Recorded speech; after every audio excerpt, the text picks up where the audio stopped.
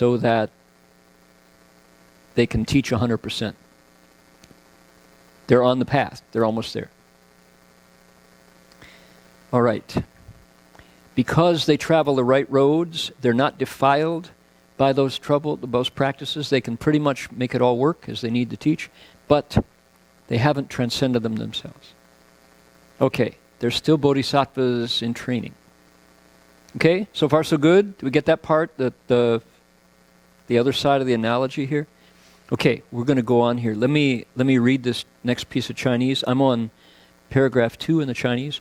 若舍一切有功用行，从第7地入第8地，成菩萨清净圣，游行世间，知烦恼过失，不为所染，而乃名为超烦恼行，以得一切经超过故。Okay, here we go. Do we want to try to read this together? Should we do it? Everybody in unison, paragraph 2, page 61. Change the pronoun if you choose to. Put an S in front of the he there. Ready? Here we go. If she can let go of all practices that involve the application of effort, then from the 7th ground, she enters the 8th ground. Traveling on the purified bodhisattva vehicle, she moves through the mundane world, knowing its troubles and afflictions, yet remaining undefiled by them. Then she is said to have transcended afflicted practice, because all afflictions have been transcended.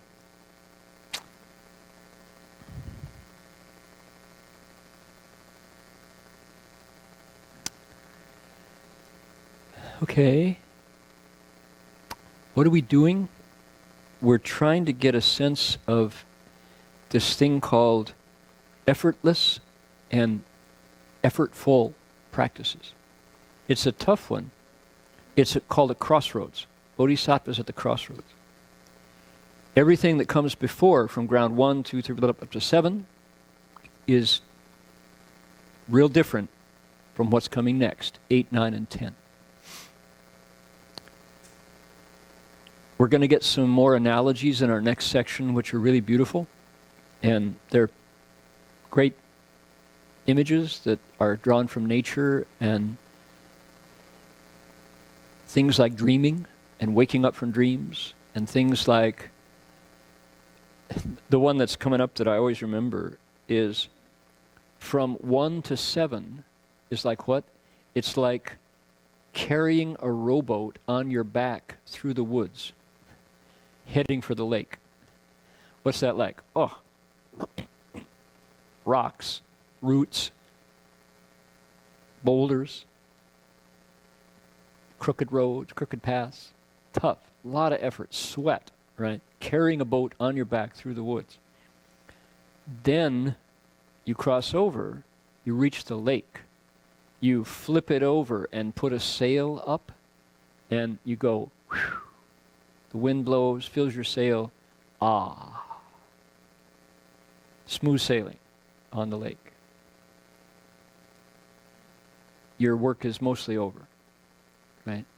That's the difference between all the work the Bodhisattva puts in from ground 1 to ground 7, cross that trail to the lake, grounds 8 to 10, you're sailing. Okay? That's one of those images, right? That's coming up.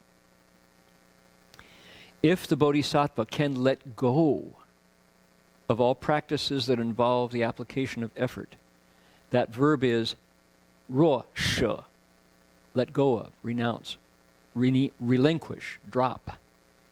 Then he enters the 8th ground, she enters the 8th ground, and traveling on the purified bodhisattva vehicle, which is able to teach really well, he moves through the mundane world, knowing those troubles and afflictions, hearing all the sounds, but untouched by them. And at that point, you've truly become irreversible.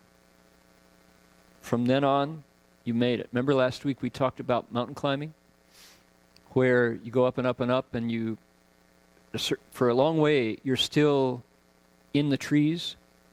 You know you're heading up, and from the trailhead you saw the peak. You go up and up and up and up and up, and it seems like you're slogging. It doesn't seem like you're getting anywhere. But then you break through the tree line. And now it's bushes. There's nothing between you and you. Right there is the peak. You just keep walking. You're going to make it, right? How many people, does that make sense? How many mountain climbers? Okay, couple, yeah, who like know that experience. You get mountain walkers, not necessarily climbers. Climbers, you think of ice axes and pitons, right? Mountain walkers, you break out of the trees and the tree line, you're above the tree line and the little stunted bushes, and there it is. There's the peak. You still have to walk, but you can see it. That's such a moment, right? That's the crossroads. And the bodhisattva is right at that point. He's still not there. But he's pretty quickly, he can see how far he has to go. Before it was like you're slogging. Okay, got another analogy for you, which is one that I will never forget. Go to Indonesia, if you get the chance, and you get off the plane at Yogyakarta. J-O-G, Yogyakarta. And at that point you get on the bus for Borobudur. Borobudur, B-O-R-O-B-A-D-U-R, Borobudur. It's one of the actual 7 wonders of the world. There's that list of the 7 wonders of the world growing up as a kid, Niagara Falls and Borobudur and natural thing. Borobudur is not a natural, it's built by one of the Indonesian kings, I forget, 15th, 16th century or something. He emptied the treasury of the country and he built an Avatamsaka Stupa. A stupa is a building that houses the Buddha's relics. If you see it from above and look down, it's a mandala, right? It's geometrically consistent and it's perfectly synchronous, symmetrical. And what the king did when he built this was he built an Avatamsaka world system out of stone. There's the desire realm, the form realm, and the formless realm in the Borobudur Stupa. Now it's not huge, it's big, it's not huge. You can actually walk around it pretty easily. And here's what you see when you go in. It's in a valley. The mountains surround it, and they're beautiful mountains. It's tropical, so there's thick jungle. You walk up to it, and it's really approachable. I mean, to have this, one of the 7 wonders there in front of you is quite a thing to look at it just as you walk up. But you get to it, and you enter into these walls that surround it, and you start walking. And as you go, there are they friezes or frescoes carved out of the wall? Is that a fresco or a frieze? I don't know, F-R-E-I-Z-E. It's carved out of the wall, images from the pilgrimage of Sudana. Shansai Tongzi Wushi San San. Sudana is the pilgrim. Now, this is the 21st chapter of the Avatamsaka. The pilgrimage of Sudana is chapter 39. It's later on. But in the pilgrimage, the pilgrim meets 53 teachers, one by one, asks them how to walk the bodhisattva path and how to practice bodhisattva's practices. And many of their answers are drawn from here, from the 10 grounds, okay? So you go around and here's carved out of the granite. Beautiful. Here's Sudana, here's Manjushri, here's Maitreya, and here's Samantabhadra and all the teachers. And you can see him. Here's Sudana. He's kneeling down, you know, wanting to be taught. Okay, you walk around, you see all these. They're really beautiful. And they've been there on those walls for hundreds and hundreds of years. Okay, now, at certain places, you can climb up on the stupa. The stairs are huge. They're carved out of granite. And it's exhausting because you can step, but you like step way up to get up. One step, and then up. It's always hot in Indonesia. It's really hot. You're sweating. And you can also just keep walking around, and gradually, you get up to the next level, the second level. You can go directly, but it's really hard to step, big steps up. You can go gradually, and you work your way up to what? The next level. And the next level, what do you see? You see around you. The walls are they're about waist high. You look out, oh, you've come up, right?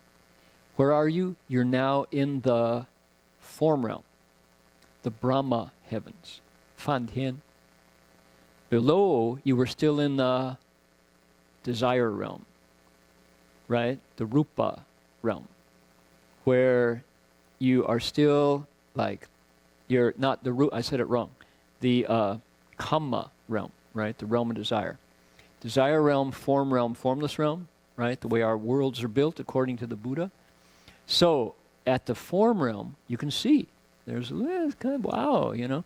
And the images there now, Buddha images that you are walking around. You're still going around this big stupa, right? Think symmetrical stupa. Okay, you can go directly up to the third and final level if you choose. And the steps are not quite so tall. You can go up, and if you can also go around. And if you do, where do you get? You get to the formless realm, arupa dhatu, right? You get to the formless realm. And here, there's only a few steps more, and you get to the peak of Borobudur. And as you come up, suddenly you see the entire valley and the mountains beyond, the mountains of Indonesia surrounding. And here are the Buddhas sitting, and you've seen them. If you've seen Buddhist iconography, you probably run into the Buddha images from the Borobudur stupa. They're really wonderful. And there's lots of them. There's like dozens and dozens of Buddha images. And you come up and you're there. You're on top, you know. And the sky above you is 360 and mountains beyond. You feel like you are seeing through the Dharma realm, because you've taken all that work of Sudana the pilgrim, going to all the teachers, all the experiences of desire. You get to the Brahma realm, the Rupa Dhatu, and you start to see, but you have to get up to the Arupa, the formless realm, before you understand that the top is close. And you march up, you've entered the Dharma realm. So, like mountain climbing, when you get out of the tree line, and you see the peak, but you're not there yet. Likewise, in the formless realms, Borobudur, you keep on going, and it opens up to you, and there you are. And you see the whole nature and man's creation, the stupa, interact. And it's really a transcendent moment. I've stood on the top of Borobudur and just felt like, I understand architecture. Architecture is there to give humanity a framework for our cultivation. Architecture serves people by setting us free from architecture, right? What's the basic architecture? Is this gadget, a body, right? And there's something inside that wants to be free of that, but you have to cultivate to transcend it. Well, real architecture that serves that purpose, spiritual architecture, can help you give up all structures whatsoever, right? It's like you can see the difference right there between theistic religions and the Buddha Dharma. I've seen Europe's finest cathedrals. They are jaw-droppingly spectacular, you know, just amazing in England and France and Italy and these, there's a good one. The National Cathedral in Washington, D.C. is a beautiful cathedral. I was just there. And our National Cathedral is in the mold of European cathedrals. So what is it with those cathedrals is they're magnificent structures there to glorify God. And they do. They put you in a sense of heavens. And yet there's very much the presence of that divine being above you. And that's good. They move you up to the heavens, right? That's their purpose. And in those, like, let's say Chartres or Notre Dame de Paris, Winchester Cathedral in England, they focus you narrowly up to the peak where God is there to be communicated with. They do their job, those beautiful cathedrals. And you feel divine, right? Transcend in a way. When I stood on the top of Borobudur, I hadn't left the earth. I was embodied. I was earthed. I was grounded in the earth. But I left my body behind. And it wasn't so much that I was directed up to see a divine supreme being. I was instead put back into my body, and the body extended infinitely. Standing on the top of a Buddhist stupa, I regained my connection through the earth to all living things. I was not different than the sky and the earth.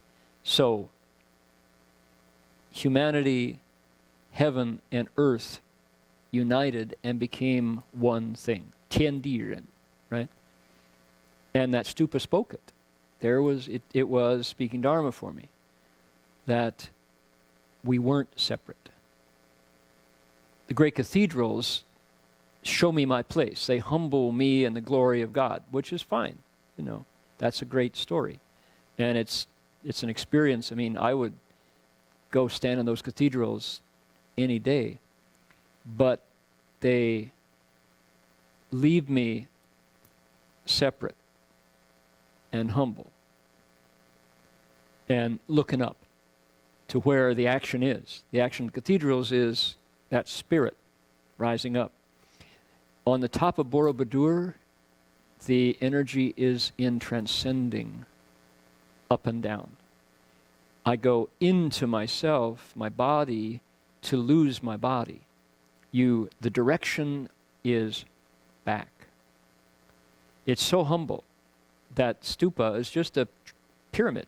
It's a four-sided pyramid, right? Pyramidal structure. But you put effort to get to the top where you refine the mountains in the distance and the trees around and the Buddhas of which you are not a part, you know. It's a very different religious experience. Standing on the top of Borobudur from communing with the great, marvelous spiritual architecture of Europe. And it's hard to say which one I prefer, but I know my experience is different in each one. Okay, so that's what we're talking about, bodhisattvas at that crossroads. And we're going to find he might not make the right turn. He might, she might stop. That's coming, right? Not every cultivator at this point makes it to the eighth ground. Why? There's an unlearning and a relearning that has to take place. This is a challenge to everything you know. It's about this, notice what it said, 若舍一切. If the bodhisattva can let go of all of the practices that involve the application of effort, okay? We could say effortful practices. Practices that involve what? Conscious discrimination. Knowing that's up, that's down, that's left, that's right. Who doesn't want that kind of stuff? You can't rely on that knowledge. You have to really trust that all of that ability to teach is already in your nature. Okay? Now, last week we had another good example. What if, you remember this, what if, maybe you'll do it tonight. Anybody going to merge onto a freeway tonight? Yeah, going back down to Santa Clara, going over to El Cerrito, going across the Caldecott Tunnel. What do you, if anybody has to merge on a freeway, I hope that you use your effortless practices to do it.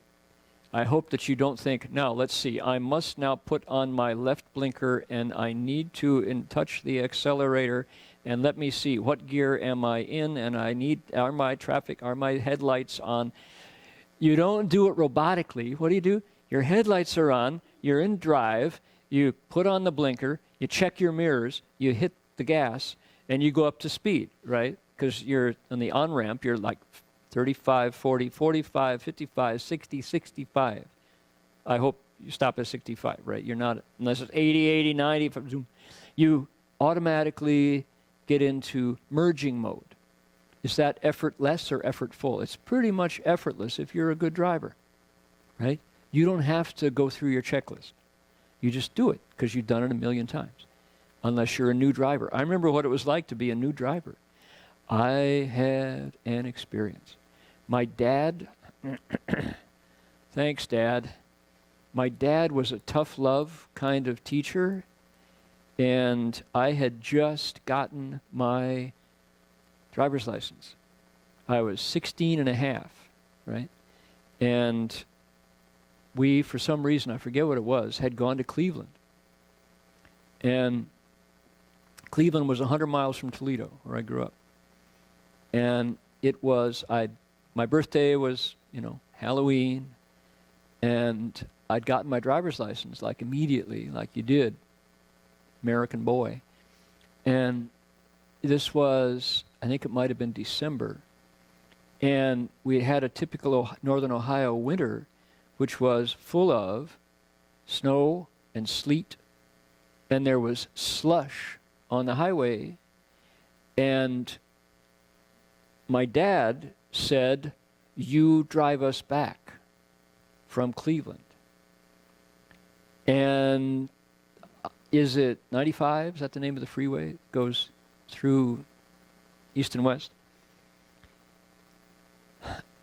It's the truck route. And there were all these 16-wheelers shedding slush from their tires, covering the windshield. And I was a brand new driver. And I was, the wipers are going, choo, choo, choo, choo, choo, choo, choo. It was high speed on the wipers. I was driving the family station wagon, Pontiac station wagon. And the wipers going like this to keep the slush that was hitting the windshield from these trucks.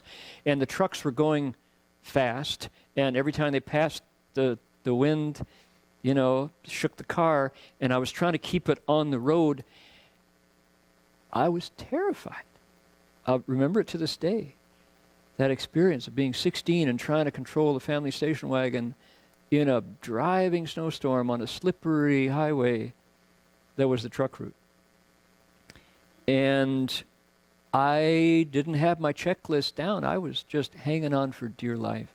I remember I didn't have prayer at the time, but I was praying.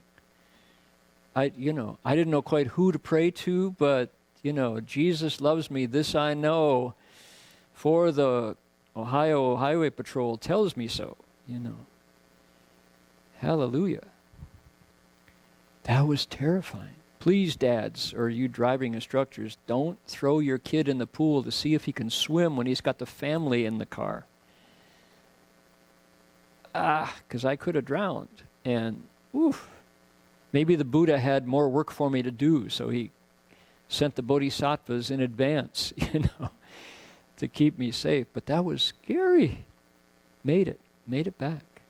And collapsed. That took every ounce of my strength to keep that car on the road, because it was, slippery. And this is before the days of studded snow tires. No such thing as studded snow tires back in the 60s. So, anyway, you want to be able to merge onto that freeway without having to worry so much, right? That's maybe an analogy for effortless practice. Got another one for you? How many of you think twice before you open your browser on your laptop, your desktop, your computer, right? You pretty much click on the link and you expect it, you know what to do. You want to check your email. You know what to do. You don't have to think a lot to open your browser to get your email if you have browser-based email, Gmail, Hotmail, right? It's not so much trouble. Click on it. Remember the first couple times, you didn't know what to do, right? Did I break it? I think I broke it. No, you can't break your browser. It's just, So that's what it's like. And the bodhisattva now can just do it, right? But he had to unlearn all kinds of stuff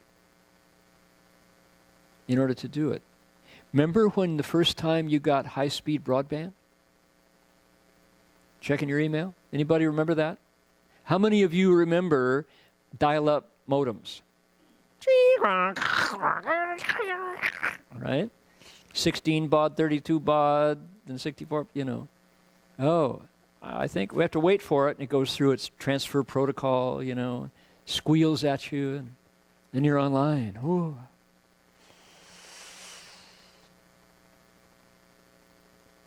Now it's just like so fast. Phil?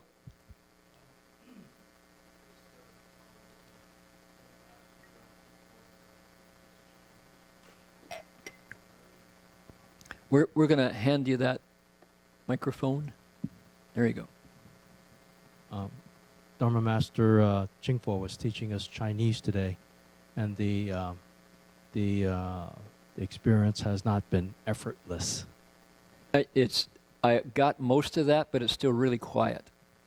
If you could boost your voice a little bit, I could do better. Dharma Master? Dharma Master Chingfo was teaching us Chinese today. Yes, he was. And the effort was not effortless. The effort was not effortless. On whose part? His or yours? On our part. On yours. I see. It was effortful.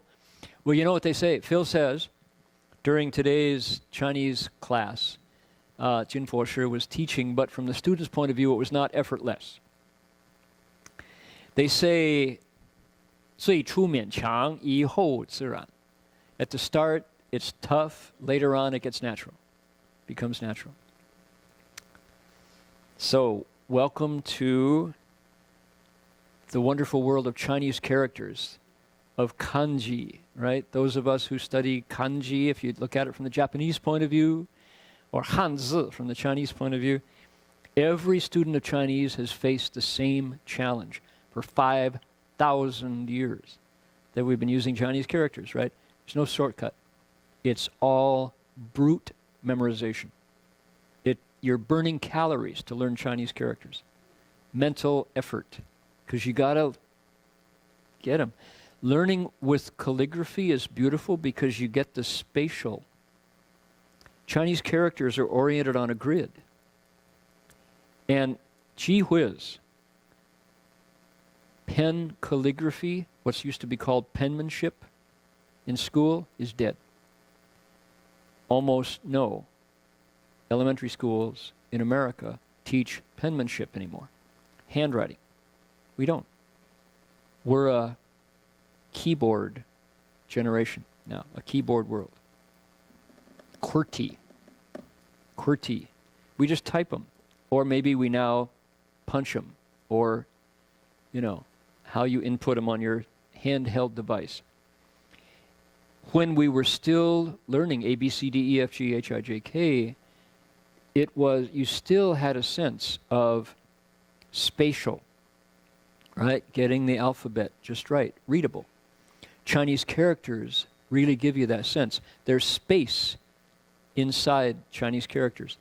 And one of the interesting things you can do as you learn Chinese is look for the negative space. Look for the white space inside the kou, inside the si, ... have it, you know how you can look at a picture and have the white space pop out and the lines recede? You just have to kind of shift your eyes. You can do that with Chinese characters or kanji, Japanese characters, and you can see suddenly you see the space they occupy. Put a grid on them and suddenly they pop. And it helps you memorize because you're actually imprinting them on your visual memory cortex, wherever they're memorized. Try that, right? You can do it right here. Turn our Chinese language sutra into a language text. Okay, let's do it. Page 60, try it. You see up at the top, 佛字. Okay, look at that 佛. Check the white space. It's kind of like a tic-tac-toe, right? See the white space and let the black recede. Okay, look at the 字, number 2. Everybody see the second character there? 字. What is that? That's one of the 15% of available Chinese words that are pictograms, that actually arose out of pictures. It's a baby with its arms out to be embraced. The top is the head. Babies have big heads, right? The 字 is a child. Pick me up. Change my diaper. Right? It's wet. Right? Wah! Right? That's what that is. That's a pictogram that got, abstracted and essentialized over the thousands years, over the millennia. That's one of them. Interesting? Look at the negative space in that. Let the black recede and the white come forward. Oh, I see a grid, horizontal and vertical. All right. And then 菩萨, and then 义, and then 父. Look at 如. 如. It's got a woman and a mouth. Look at the negative space in that one. And the two halves of it, look at the relationship between the 女 and the 口. Right? And suddenly it takes on a whole. So that's just fun. Chinese characters help you absorb the meaning they carry. Understand that those have been around as long as humanity has been scratching symbols on the dirt with a stick or on the wall with a burnt carbon ember. Sally. Bonsai.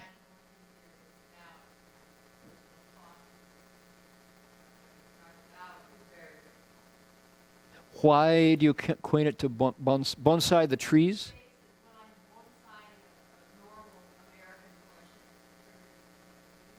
Okay.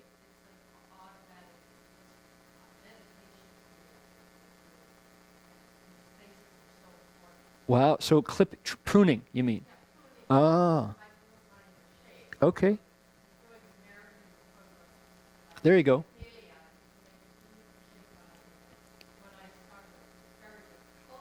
How interesting that bonsai is a Japanese word too. So there's East and West together. So Sally says she makes it equivalent to pruning a bonsai tree, right? People know about bonsais. We haven't mentioned that. That's kind of like yoga. That's totally integrated the culture, and kind of like karate has totally integrated the culture, and we have American karate. Bonsai is taking a tree or a plant and pruning it into a shape. And you're you're liberating negative space. The negative space is there, but you have to liberate it. Sculptors talk about the same thing. When you have a beautiful Rodin, marble sculpture, you started out with a rock. And Rodin going liberated the final form from the rock. So we got a Buddha inside us, waiting to be liberated. What do? We carve our greed, our anger, and our delusion into a Buddha and a bodhisattva by liberating it, removing the extra branches, the extra marble, the extra mixture metaphor here, to let that Buddha free. That works. That's a good image. Thanks for that. Okay, the Bodhis... 盆栽就是盆栽，原来都是盆栽，日本我就把它偷起来了。Bonsai, right? Jinfo is making the point that bonsai is the Japanese pronunciation of panzai. Originally it was Chinese. A little bit of cultural appropriation there. That's like, we are not practicing Chinese Zen. The Japanese are practicing Japanese Chan. Thank you very much. Right? 你说怎么样？是那个意思哈？对，对对对。So the Chinese love applying human craft to nature. And I mean, there are a lot of trees growing, and if you get a little, you want to see them, it's really fun. We have a place in Highway 9 down in the Santa Cruz Redwoods near Boulder Creek, and we are in the midst of the redwood forest, and there are at every hand these little baby redwoods. They're just this big coming up out of the ground, and they're these bold, brave single stalks with a couple, courageous little leaves that if apparently, this is mystical, don't know if it's true or not, but there are botanists who will tell you that all the redwoods communicate under the ground. They're all one big root system, and they pick which of these little rootlets, sproutlets, is going to be the next big redwood. And they put their energy on that one, and the others happily return, right? So, again, borrowing that analogy, which one of us is going to be the Buddha that we all nourish? Is that the way it works? I don't know. That's reaching out. Maybe that person is here. Maybe she is. And we all nourish that one, or not. That Buddha would not stop. That Buddha would only stop after all the rootlets come up. But there you are in the redwoods, seeing these, sometimes they're like 2-3 feet, and they're on their way to becoming a big redwood. Go, go, go, and keep going. They grow fast, comparatively, and then you look up and you look up and you look up, and there's one that got chosen. It's huge. Where we are in the Santa Cruz Redwoods, different senses are aware, not just your eyes, that you're in the redwood forest. Number one, your nose. Redwood forests smell unique.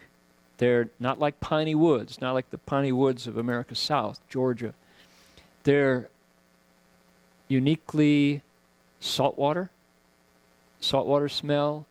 And the other sense is your skin, because why? The light in the redwood forest is greenish red. To see where we are, to see the sky, you have to do this. You have to look up. The sky is up there because your field of vision is sunlight filtered through green leaves that are red, from redwood. And it's a unique green and red light. But to see the sky, it's just a little circle up above. Everything else is this incredible vegetation. So yeah, for sure.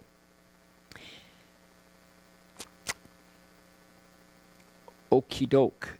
The bodhisattva has to let go of everything he knows to allow his nature to bring forth the practices that are hardwired in there. And that takes a huge amount of trust, because it's kind of like you have to dive out into space trusting that something's going to catch you, or that you dissolve in the air somehow. I'm fishing for metaphors. But if you, as you dive, you think, let's see, I better do a twist and a roll and a triple Nelson and land on my feet, you're lost. You're still calculating. You can't calculate. You have to trust that it's really there. And apparently, according to the text that we're going to find out, that's tough. That's a tough one.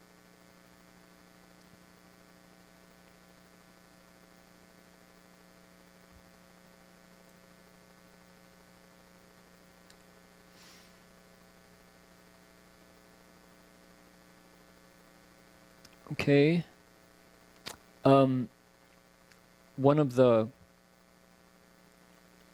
I'm going to step away from the text at this point and talk about my perspective on what's needed now, and it's in our, particularly in our country, and what's needed is education.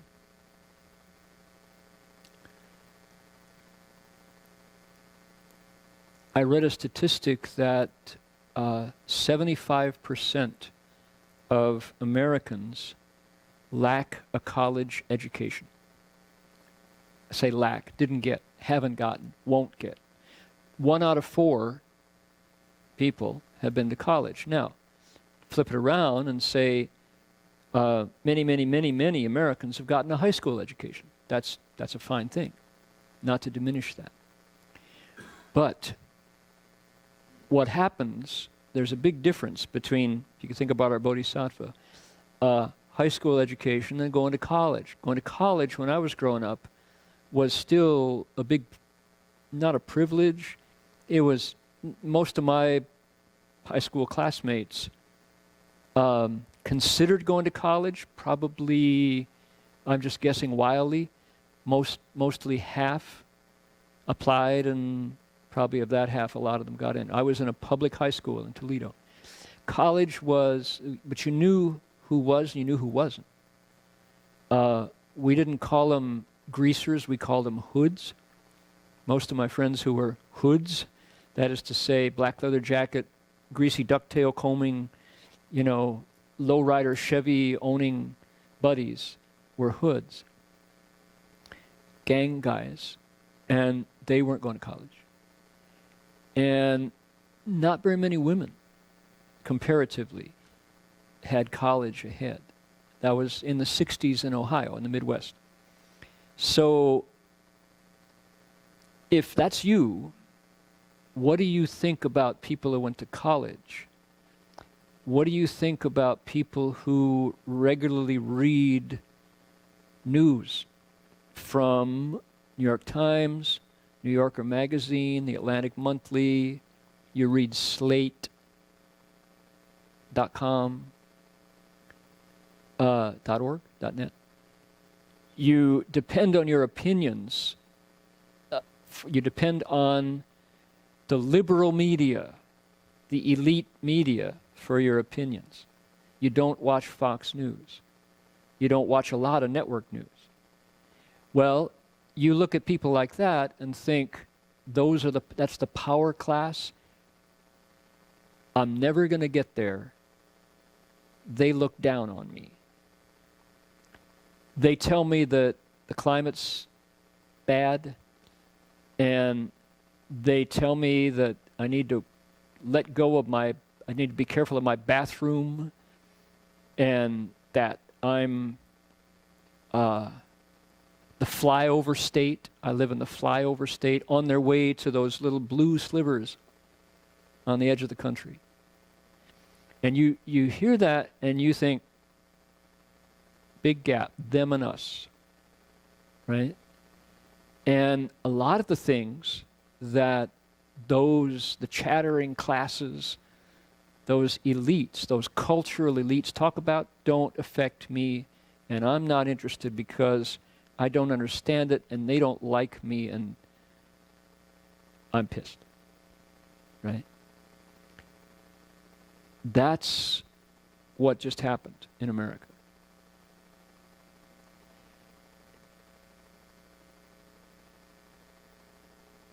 Change happens slowly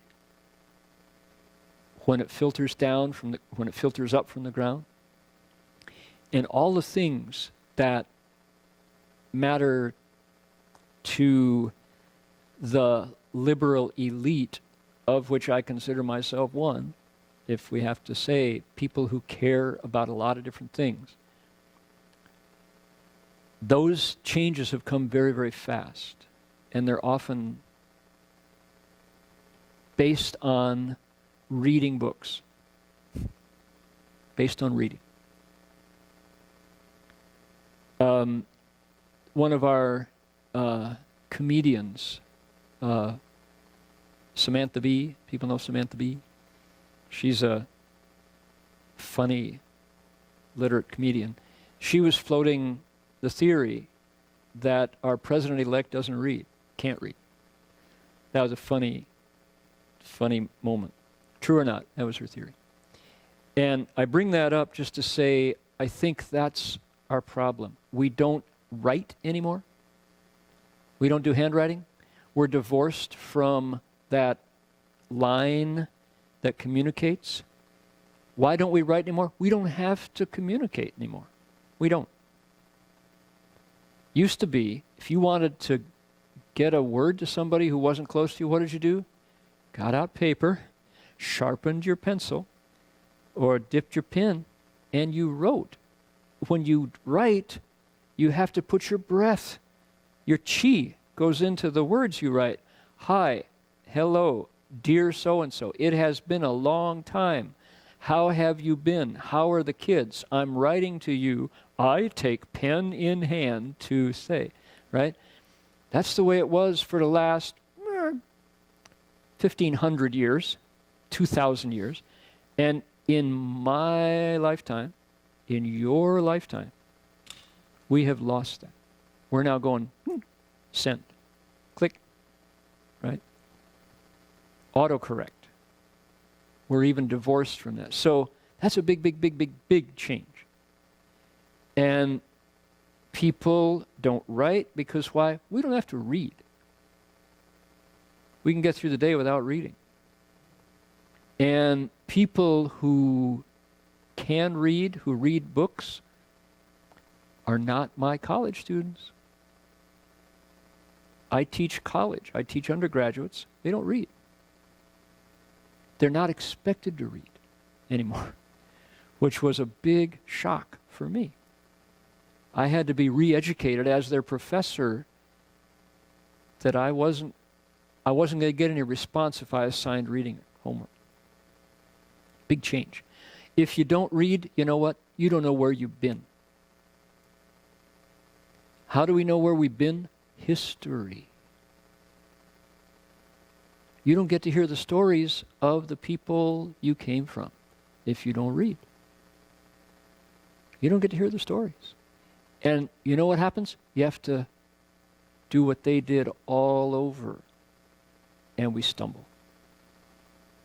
So the liberal elite that lost the election, and the other candidate, the woman candidate, is one of those folks. She's educated. She's read books. Therefore, she's not the red. She's the blue, right? Those folks are more likely to want to avoid the mistakes of people who came before. If you don't read, you don't know what went wrong. So you do it again, right? You know the quote I'm reaching for, right? Those who don't know history are doomed to repeat the mistakes of the past.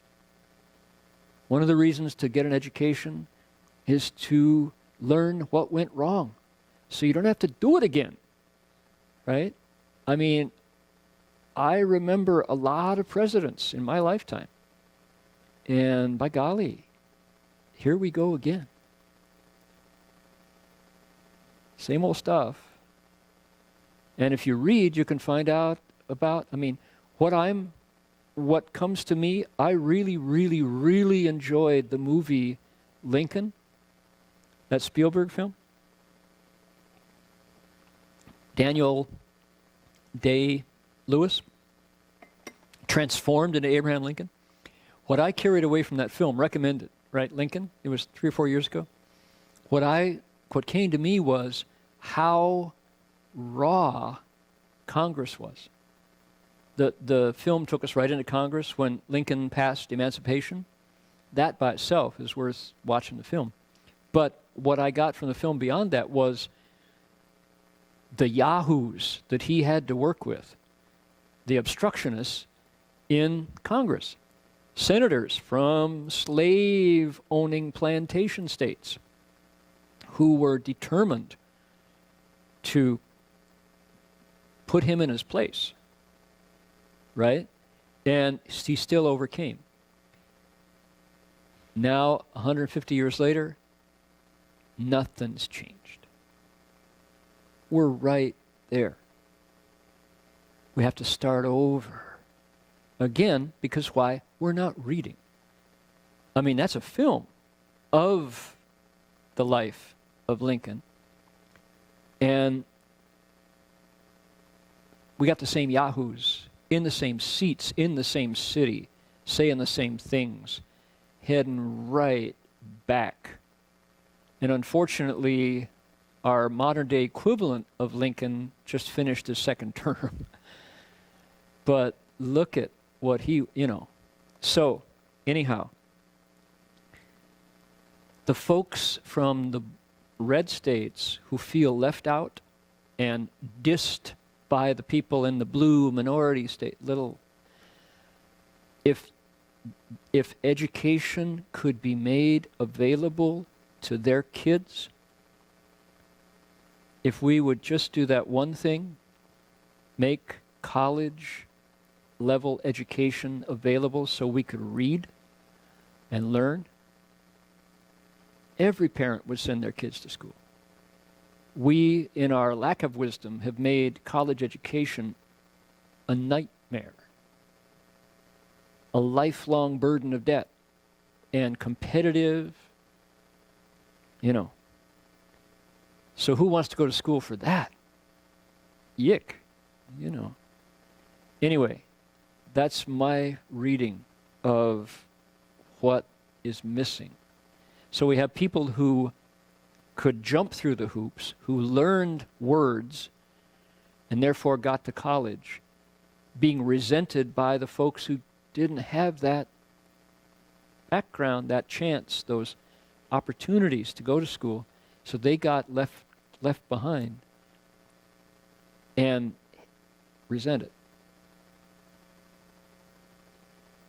So we'll see what the next 4 years does for education. Don't hold your breath. And somehow we have to teach people to learn to love to read. It's right there. Not just Hanzi. Reading Hanzi is great. Chinese characters. Learn those too. But man, ABCs and the joys of reading are what we don't do now. So, shoot. It's a question of knowledge. And knowledge is there.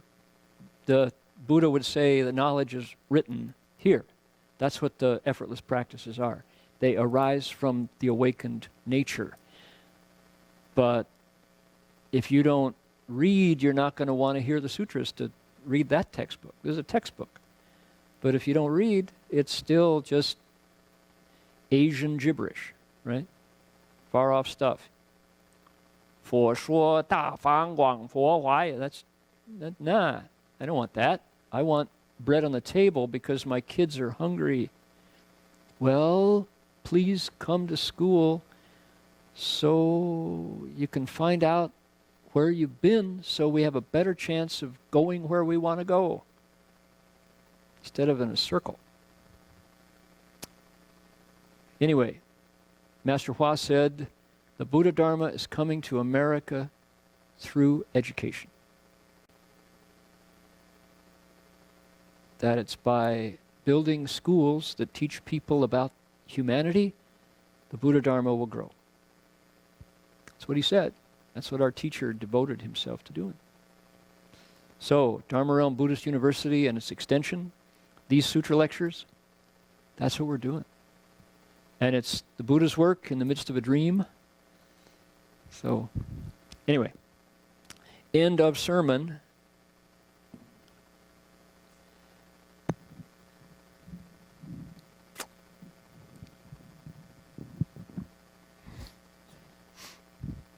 I noticed that the president-elect met the current president and said, I am deeply honored to meet him.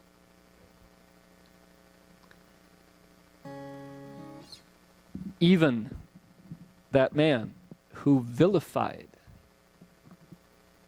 the president and is going to devote his time in office to destroying everything he did, face to face with the virtue of President Barack Obama, said, I am deeply honored to meet him.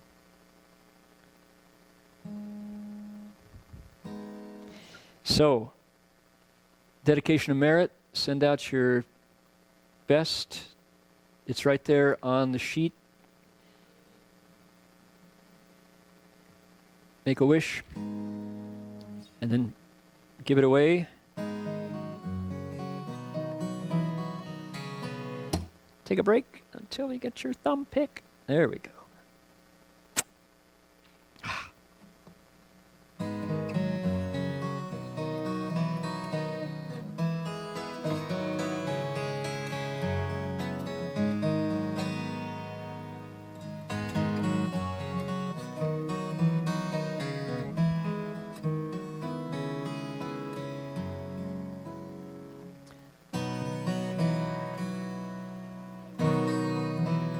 May every living being, our minds as one and radiant with light, share the fruits of peace with hearts of goodness, luminous and bright. If people hear and see how hands and hearts can find in giving unity, may our minds awake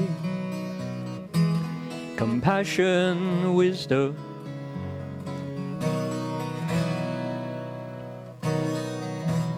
may kindness find reward, may all who sorrow leave their grief and pain. May this boundless light break the darkness of their endless night. Because our hearts are one, this world of pain turns into paradise. May all become compassionate and wise.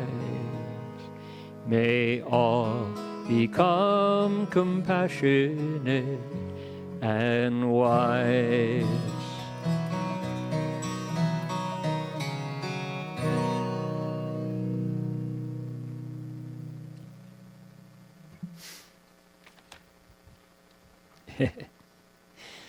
Okay.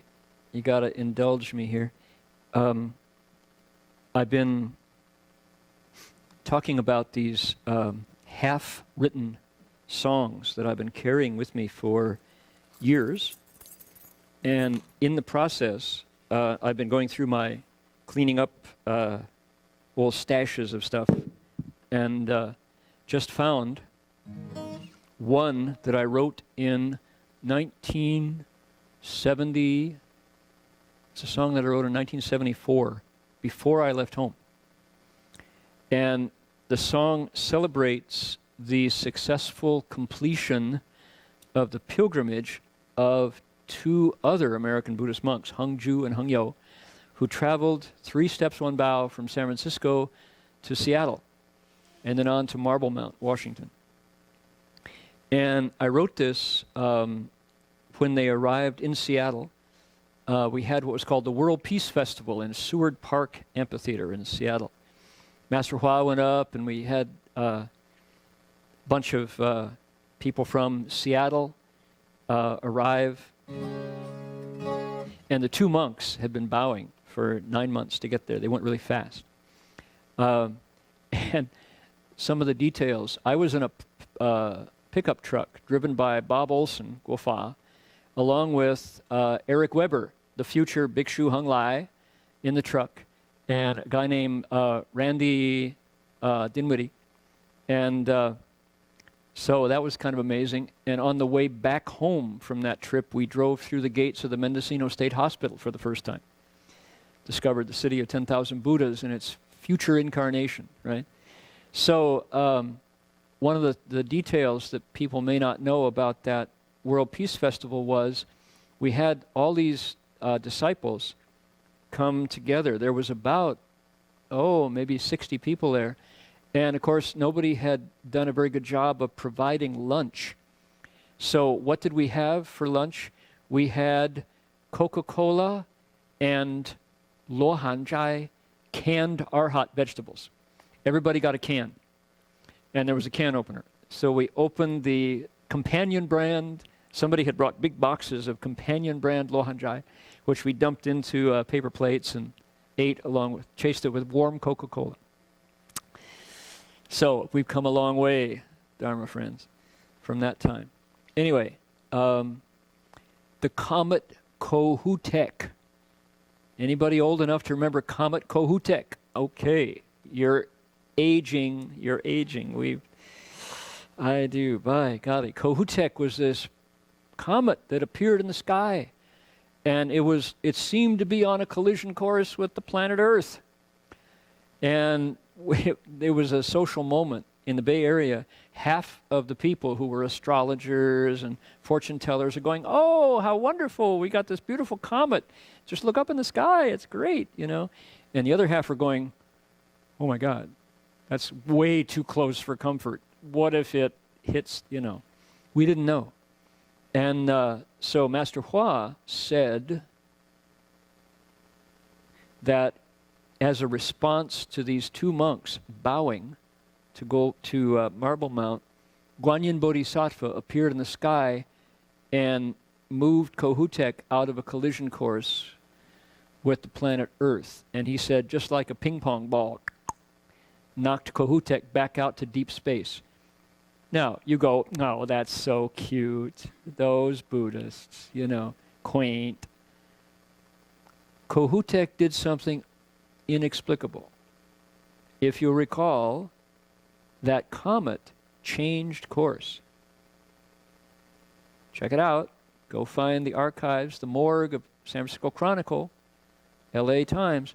Kohutek changed course. They called it the Shy Comet. It bent its trajectory away. Nobody explained it. And, well, it's just funny, you know, comets are like that. Shifu says, yeah, that's the monk's response. That's why it's the World Peace Festival. So we're going, okay. So interesting, huh? You'd never know if you weren't there. So I wrote this song.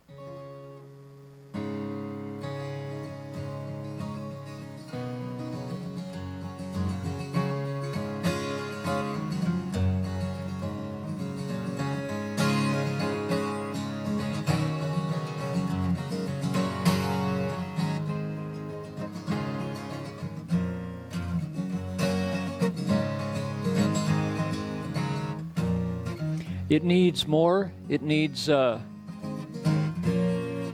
some, this one needs a bass. Boom, boom. And it needs probably some percussion, but we'll fake it. I got 12 strings here, doing the best you can.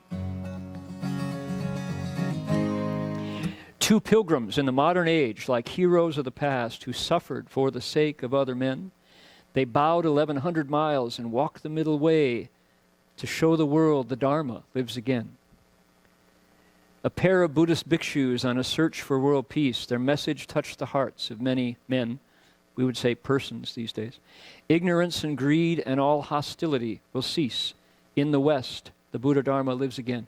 The chorus goes, and the language, you know, I was enthusiastic. I probably wouldn't say this anymore, but I said, praise the bodhisattvas who left their homes to bow from the Golden Gate to Marble Mount on the power of their vows. Be glad that in the modern age, like holy men of old, they're climbing up a mountain made of gold. Gold Mountain Monastery. Right? They bowed to save the living, and they bowed to save all living beings. They bowed to save the world. They patiently endured the freezing rain. They bowed and praised the holy name until their sound was heard. In the West, the Buddha Dharma lives again. Disciples of the patriarch, Dhyana Master Hua, can bring about what others cannot do. So cross the sea of suffering, subdue your crazy mind. In the West, the Buddha Dharma speaks to you. Praise the bodhisattvas who left their homes to bow from the Golden Gate to Marble Mount on the power of their vows. Be glad that in the modern age, like holy men of old, they're climbing up a mountain made of gold. So that's how the song went. I wouldn't call them bodhisattvas now. That's presumptuous on my part, as if I knew. But it fits the meter. So here we go. To pilgrims in the modern age, like heroes of the past, who suffered for the sake of other men. They bowed 1,100 miles, they walked the middle way, to show the world the Dharma lives again. A pair of Buddhist bhikshus on a search for world peace. Their message touched the hearts of many men. Ignorance and greed and all hostility will cease. In the West, the Buddha Dharma lives again. Praise the bodhisattvas who left their homes to bow from the Golden Gate to Marble Mount on the power of their vows. Be glad that in the modern age, like holy men of old, they're climbing up a mountain made of gold. They're climbing up a mountain made of gold.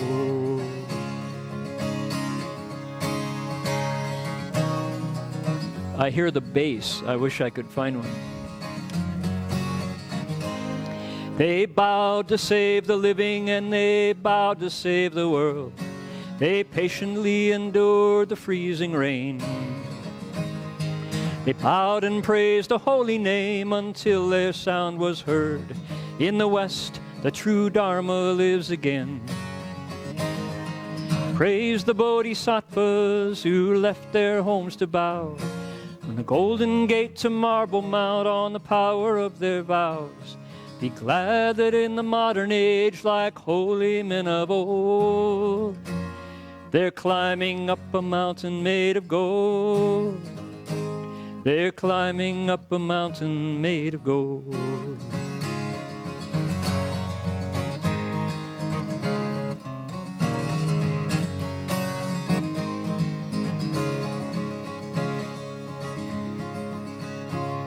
Disciples of the patriarch, Dhyana Master Hua, can bring about what others cannot do. So cross the sea of suffering and subdue your crazy mind. In the West, the Buddha Dharma speaks to you. Praise the bodhisattvas who left their homes to bow from the Golden Gate to Marble Mount on the power of their vows. Be glad that in the modern age, like holy men of old, I can't hit that note, of old, they're climbing up a mountain made of gold. They're climbing up a mountain made of gold. If I did it again, I'd probably say, we're climbing up a mountain made of gold. We're climbing up a mountain made of gold. And the name of the songwriter is Upasika Gorjun. That's me. How about that? Before I left home. That song has been buried in a little book called World Peace Offering all this time. And I found it the other day and I thought, oh, yeah, I remember that. How about that? All right. Now, we've got some announcements, which are Guqin class tomorrow, the Chinese tabletop zither, 7-string instrument, 3,000 years old. We have a teacher who teaches very thoroughly, who knows and plays the Guqin. Maybe you saw him on October 30th here, leading his students, David Wong. He is teaching a class with his co-teacher, Alan. Yep. Tomorrow at 1 o'clock. come check it out if you would like to learn an instrument that has all that history behind it. It's a very contemplative sound. I'm currently studying Guqin myself, and really enjoy the world of vibrating strings that brings up. Chinese approach to classical music is very different. It's just like Chinese characters, pictures, and it somehow works on your deeper cortex.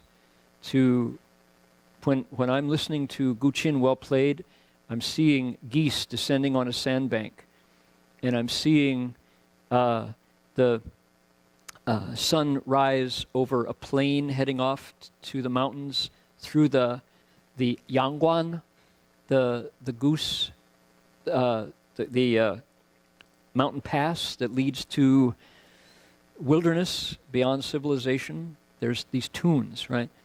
And you see plum blossoms in spring. It's a different approach to music. It's not rhythmic. You don't dance to Guqin music, but it sets your soul free in a whole different way. So do come tomorrow at 10 o'clock, 1 o'clock, 1 p.m. Also, Jin Fosher's Chinese language class that we referred to earlier met today. Gee, there were 20 people there today, I think, maybe, right? 18, 20? Yeah. They were laughing way too much. They were having way too much fun. I had to come down and scowl. You guys are having too much fun, you know. And they were like, yeah, fogies. We're enjoying it. They really had fun. There's lots of laughter. So very enjoyable approach to learning.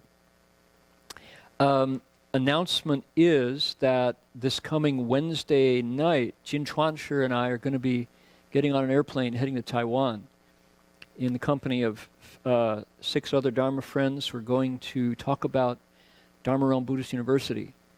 Some of the issues we talked about tonight will be coming up in our talks there, because Taiwan is become also a land of younger generation that does this.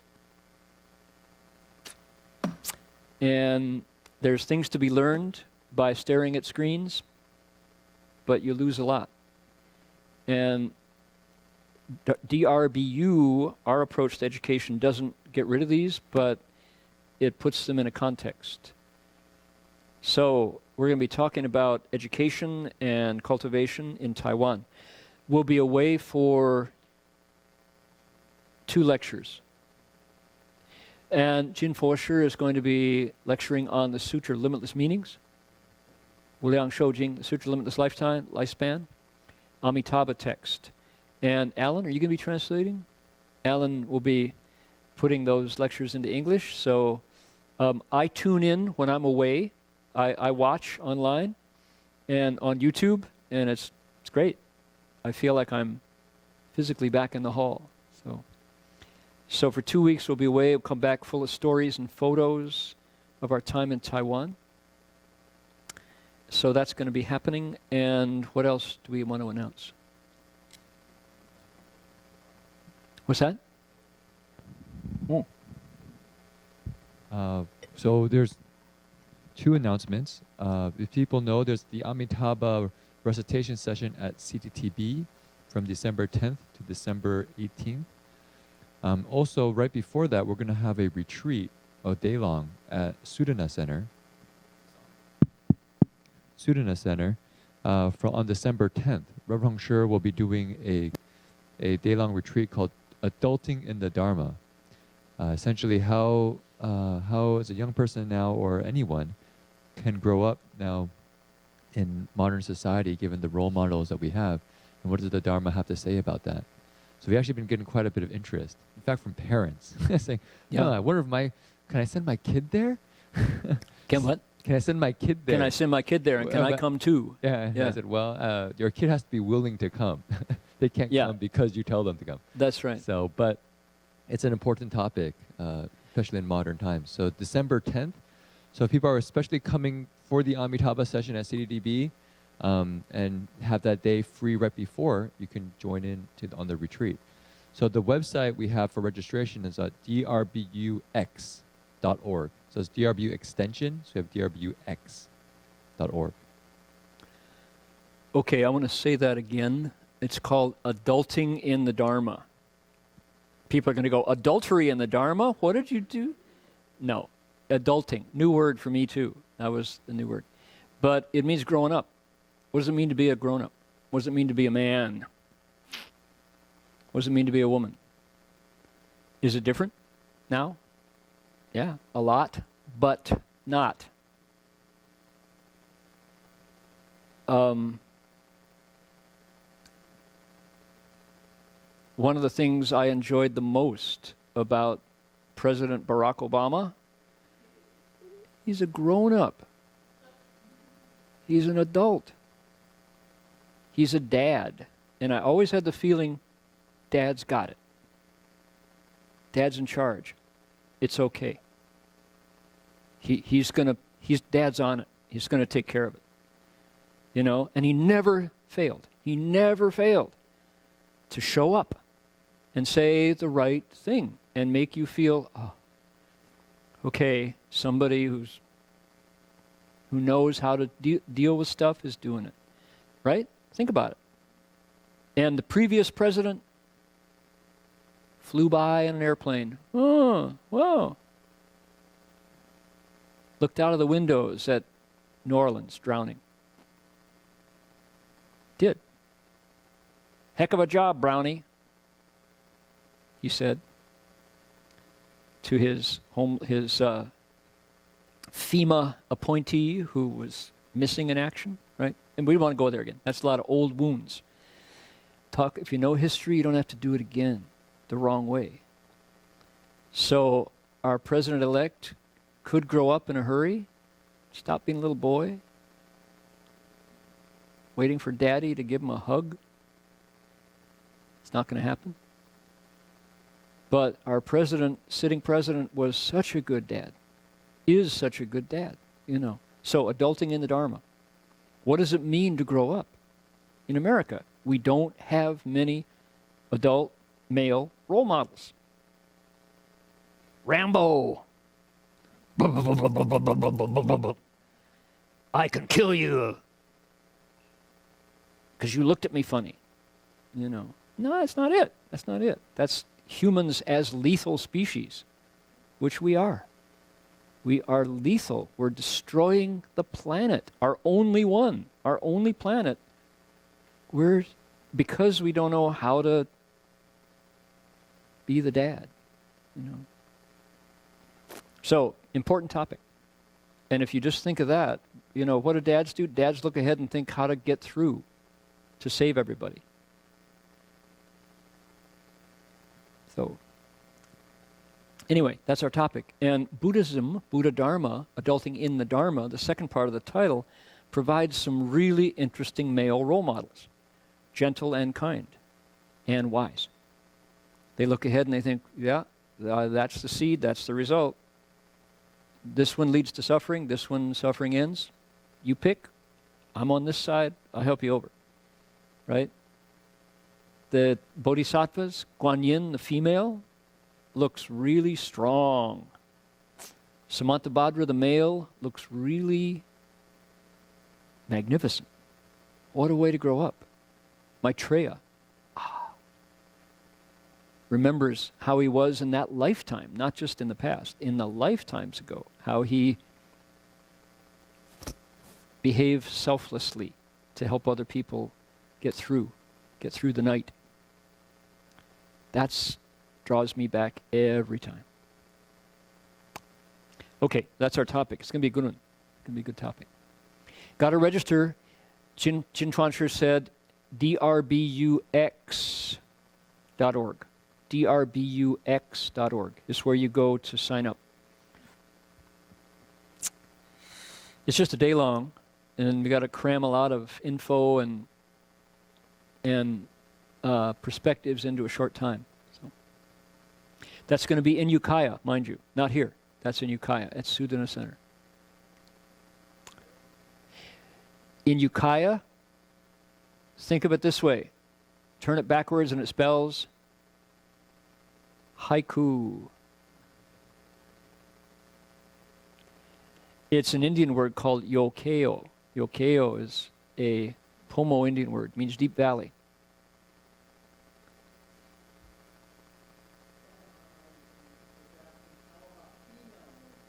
How about, did I just mention Guanyin Bodhisattva? You weren't listening. Type that. You weren't listening. Pay more attention. Uh-huh. Yeah. Yep. And she's not behind, she's in front. Right?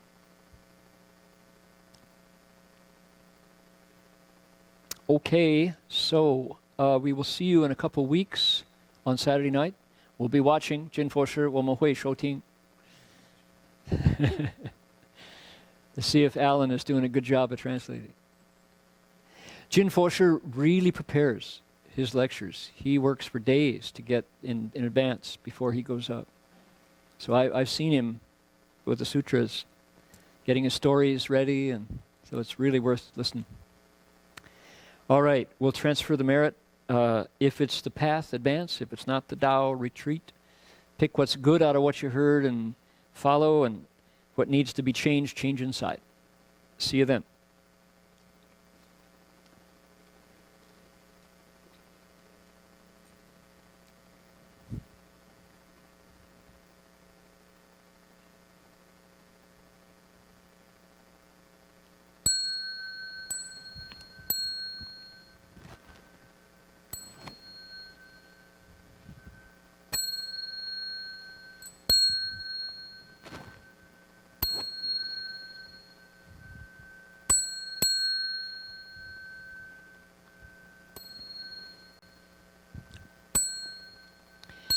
Bow in respect to the Venerable Master.